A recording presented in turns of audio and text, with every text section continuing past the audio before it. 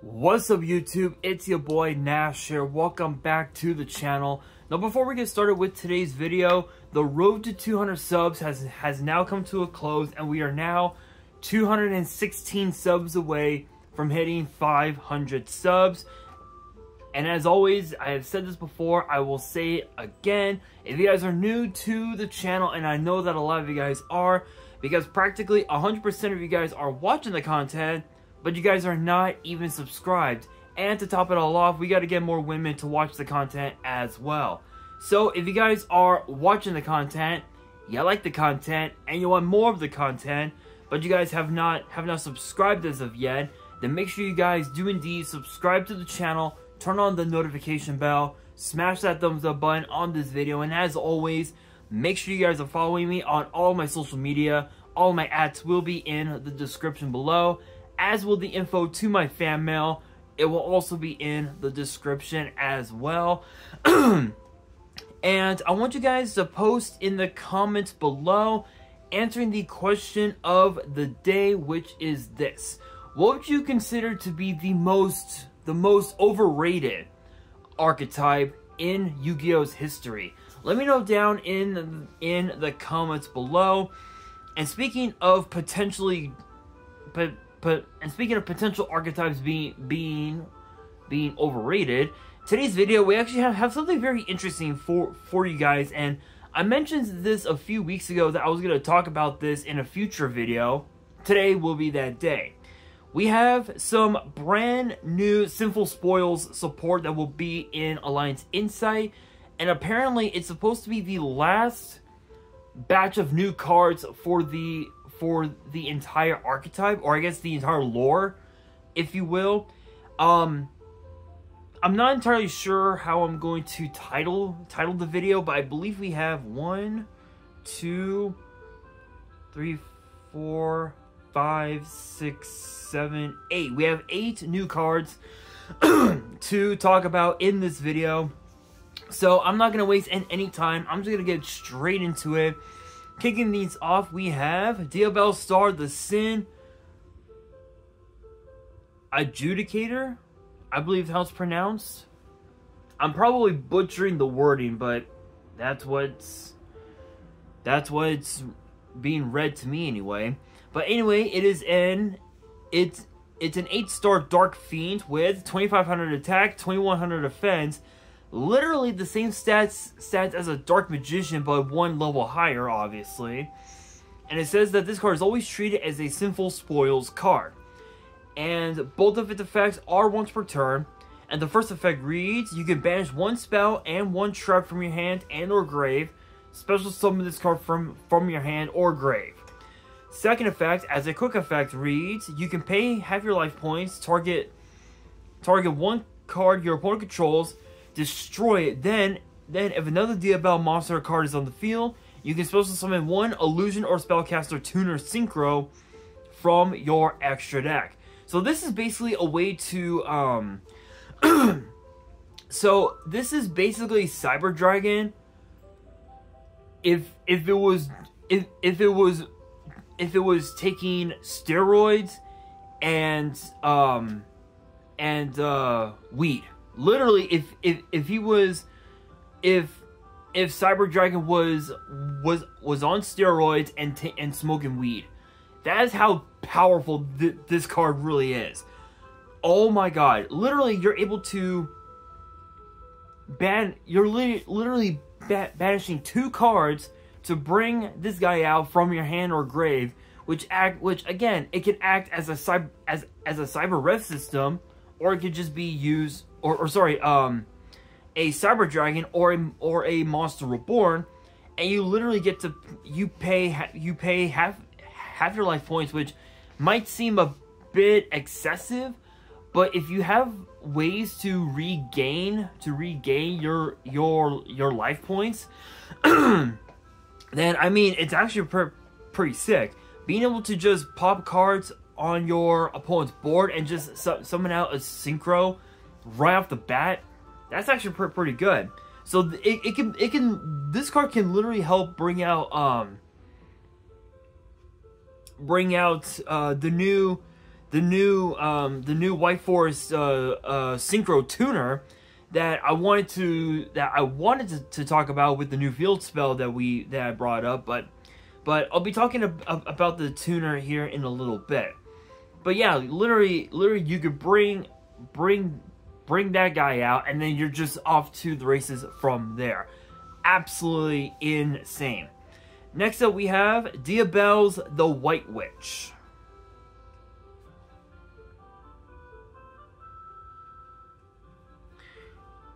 Which it kind of looks like something out of oh, what's that one anime that I had seen a while back? What, maybe Overlord? I think I actually need to watch the whole anime all over again because it's so crazy. But it's an 8-star 8-star light illusion, 2500 attack, 2100 defense, literally the same stats as a dark magician, but instead of it being a dark, it's a light. It says that this card is always treated as a White Forest card, and the first and second effects are both once per turn. The first effect reads, you can send one spell or trap from your hand or field to the grave, special summon this card from your hand. Second effect reads, if this card is normal or special summon, you can send one Sinful Spoils or Diabelle card from your deck to the grave. Third effect reads, monsters you control cannot be destroyed by your opponent's card effects while you control 2 or more Diabelle monsters. Literally, this is basically a protection to ensure that your board, excuse me, cannot be destroyed by card effects, which is pretty good. The only downside is that if you're playing this deck against a deck like Dark Magician, if you were to special summon a Dark Magician and you have Dark Magical Circle on board, it literally does not destroy the card. It literally banishes, and if you don't have a way to prevent that from happening, then you're pretty much just fucked. But altogether, though, I mean, it's pretty good. I mean, it's literally Cyber Dragon with protection and a Foolish Burial, which is pretty good.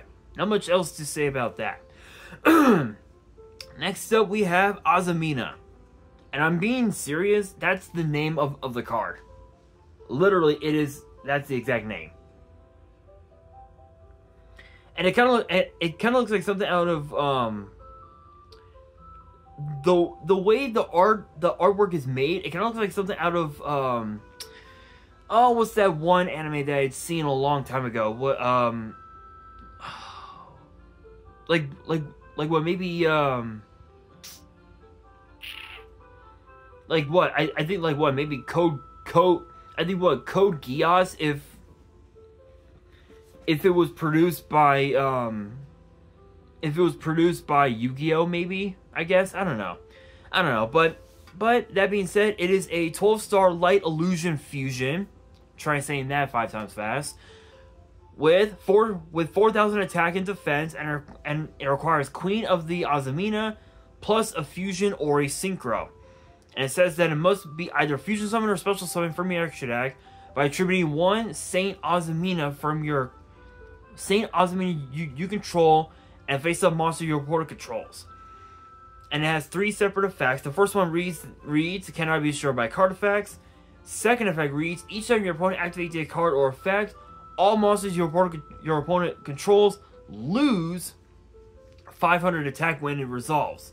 Third effect reads, your opponent cannot activate the effects of monsters with 0 attack point. With 0 attack. Literally, this card forces your opponent to literally commit to a board where once their monsters reach 0 attack, they can't do jack shit. They literally cannot attack for shit unless if they have one monster that can boost attack. That's pretty much it. Like, literally, that's all it can do. This is actually probably by far one of the craziest cards I've ever seen. And for and for these types of decks, it's actually a really good. It can actually be used as a really good super poly target, which is pretty crazy. But I will say I will say, when you look at this on the surface, this is probably like one of, if not the biggest like boss monster for the entire lore of the Sinful Spoils archetype, which is insane. Insane. Moving on, next up we have Snake Eyes Execute Dragon.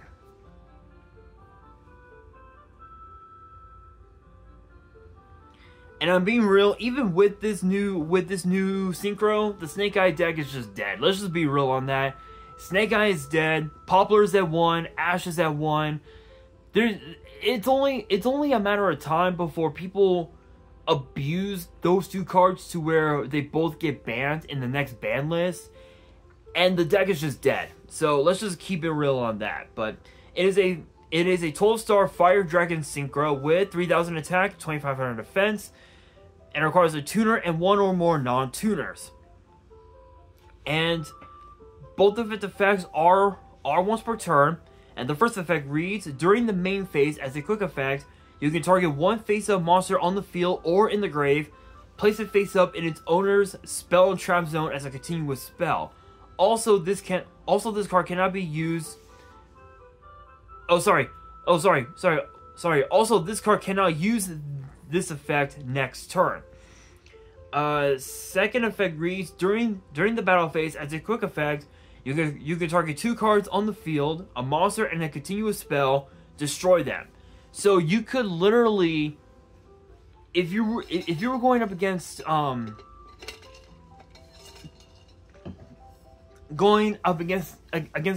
deck like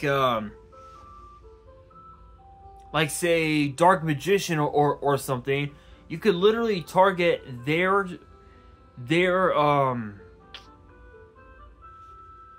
you could literally, like, hypothetically speaking, you could target one of their monsters plus their dark magical circle, and that's it. Like, they're both gone. But if it said continuous trap, you could then you could target the Eternal Soul, and that's pretty much it right there, and the whole board's gone. But moving on, we have 1, 2, 3. We have 4 more cards to talk about in this video. So next up is the Synchro Tuner that I mentioned, and it's known as Mystical Mystery of the White Forest.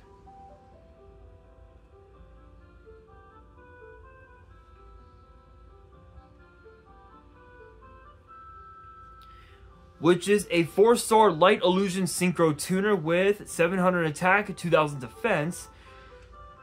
Excuse me, and it requires a tuner and 1 or more non-tuners. And both of its effects are once per turn. And the first effect reads, if this card is special summoned, you can target 2 White Forest monsters in your grave, place them face up in their owner's spell and trap zone as continuous spells. Second effect reads, during your opponent's main phase, as a quick effect, you can activate this effect. Immediately after it resolves, synchro summon using this card you control. So you could literally use this card to bring out Snake Eyes Execute Dragon, and you would have yourself a very powerful board. Like if you were to create a board that featured Azumina, Execute Dragon, plus I'll say Underworld Goddess, and what's another good one? Like maybe Access Code if it still gets played. Then you basically have yourself a very powerful board that your opponent won't be able to out. Like even if they use a card like, say, Dark Ruler No More or something, it ain't gonna matter. They'll still be able to combo no matter what, which is nasty. Next up, we have Phileas Diabel.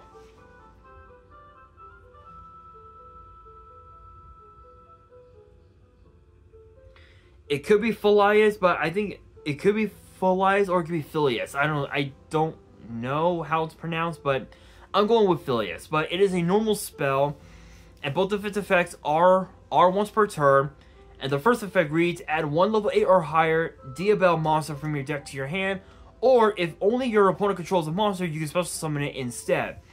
Second effect reads, if this card becomes banished, you can make all Diabell monsters you currently control gain 500 attack. This is basically Rhoda on steroids. Like, literally, you can add any Diabell and any level 8 or higher Diabell monster to your hand, or if your opponent has a monster but you don't, you get to just bring it out to your board instead, and you just have a very powerful body to just combo off with. And also, if this card got banished, all of your Diabell monsters that you have on board gain 500 attack, which could potentially push for lethal, which is crazy. Next up, we have Curse of Diabell.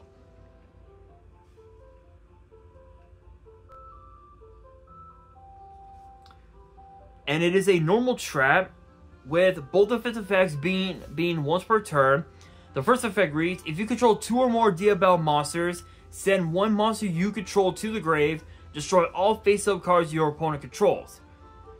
Second effect reads, if this card is sent to the grave or banished from the hand or deck, you can add 1 Diabell spell or trap from your deck to your hand except this card. So interestingly enough, this can actually work against Kashtira and Tearlament decks, because both those decks rely so heavily on banishing your not just your deck, but also your opponent's deck as well. And if this card got banished by the effects of your opponent's cards, then literally you can basically add any Diabell spell or trap from your deck to your hand, and it makes it so it literally makes it so you can just combo off right off the bat, which is crazy. But with these types of decks, if you have ways to take your cards from your banish pile and put them back into your deck, then that's pretty crazy. But altogether, this isn't actually not bad. This actually is not that bad. I mean, you literally get to just Rhoda out any spell or trap to your hand, which is incredible, and you also get to pop every single face-up card that your opponent has if you were to send a monster you control to your graveyard. So in a way, it kind of acts as like a much more I don't want to say a much more better version of Raigeki. I would say that this is a bit more slower than Raigeki, but it does help extend your plays a little bit, which is pretty cool. But now we're gonna talk about the last card, and it's known as Sinful Spoils.